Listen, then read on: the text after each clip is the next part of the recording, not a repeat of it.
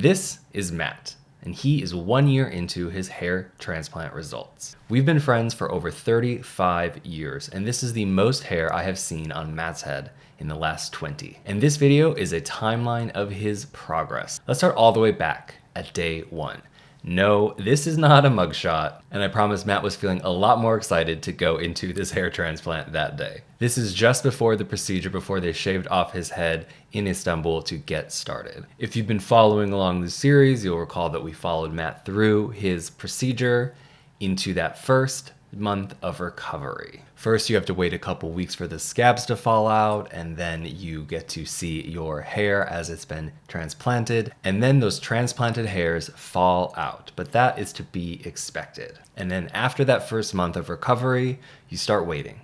And around month 3, month 4, as expected, you start to see those first sprouts. And then you get more hair every month, and it gets thicker and thicker and thicker. The biggest advancements for Matt came between month 5 and month 8, but the progress continues to this day. Again, he's at 1 year now, and we will check in with him again at month 18, but this is the progress he is experiencing, and I have to say the results look pretty fantastic. But yeah, he should be seeing a little bit additional thickness on those hairs all the way up to month 18. And in this series, you can watch every step of that journey from the actual procedure, well censored, I promise you, all the way up through that first month of recovery and in the next year to follow as those hairs regrew themselves. I'm Adam Hurley, by the way. I am a long-time men's grooming journalist for outlets like GQ, Esquire, Men's Journal, Men's Health, Rob Report, you name it, I've probably written for them.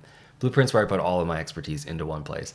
I myself have also gotten a hair transplant, so in this series you are in good hands, in good company. And for this educational series, we worked with the Hair Alliance.